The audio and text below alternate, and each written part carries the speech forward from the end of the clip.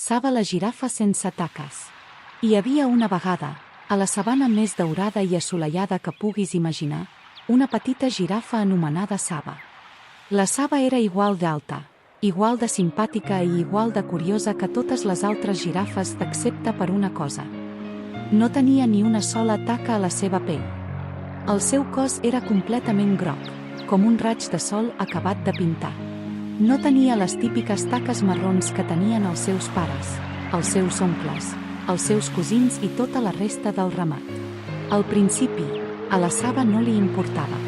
Li encantava córrer entre els arbres, estirar el seu llarg coll per arribar a les fulles més saboroses i saltar dins els bassals quan plovia. Però amb el temps va començar a notar alguna cosa. Quan la Saba s'acostava a jugar, les altres girafates xiu-xiuejaven entre elles. Mira, ja ve la que no té taques. Es veu molt rara.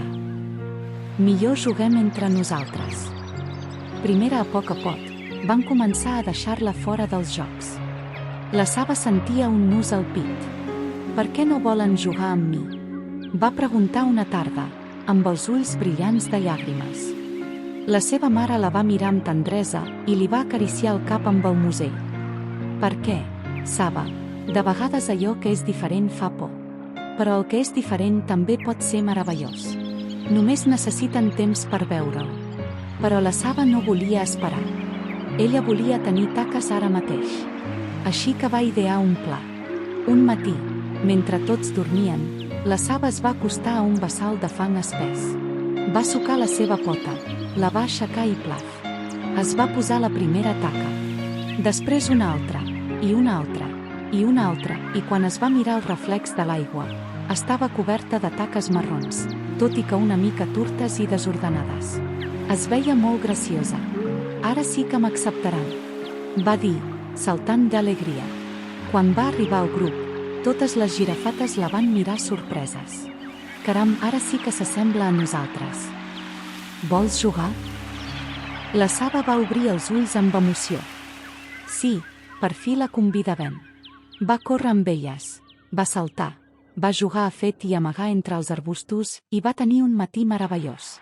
Però al migdia, el sol era tan fort que el fang va començar a assecar-se, a esquerdar-se i a caure a terra. Plip-plip-plop.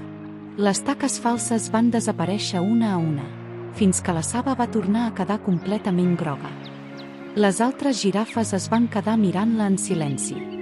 Ens has enganyat, va dir una. Això no està bé, va murmurar una altra. No pots jugar si no tens taques. Primer se'n van anar una altra vegada. La Saba va sentir que el seu cor pesava tant com una roca. Va córrer a amagar-se sota un arbre gran, on ningú la pogués veure plorar. Mentre s'englotava, va sentir una veu molt suau. Per què plores? Era un petit mico anomenat Toto, que es gronxava des d'una branca propera. Les girafes no volen jugar amb mi perquè no tinc taques, va dir la Saba, eixugant-se les llàgrimes. En Toto la va mirar sorprès. I això què importa? A mi m'encanta el teu color. Ets com un petit sol caminant. A més, saps què? Jo tampoc m'assemblo als altres animals, i això em fa especial. La Saba va aixecar el capítol. Especial?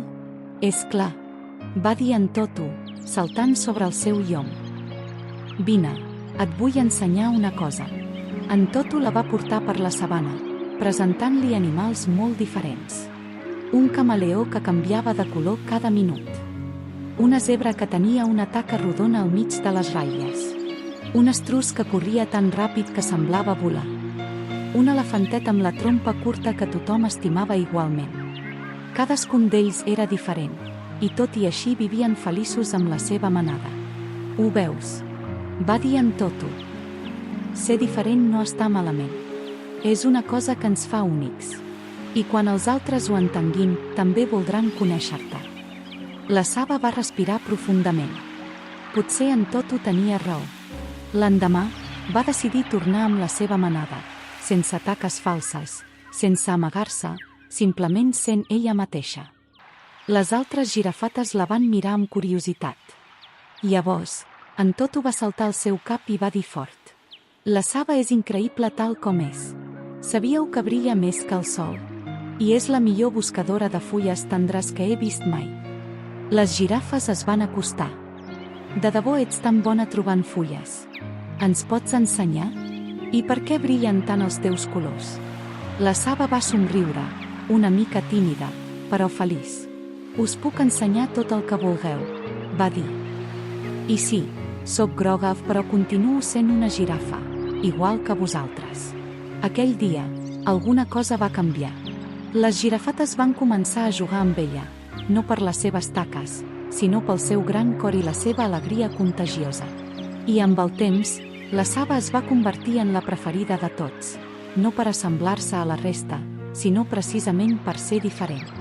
Perquè a la sabana, com al món sencer, cadascú té el seu propi color, la seva pròpia forma, la seva pròpia història, i això és el que ens fa especials. I així, la Saba va aprendre la lliçó més bonica de totes. Ser un mateix és la millor manera de brillar. I conte contat, conte acabat.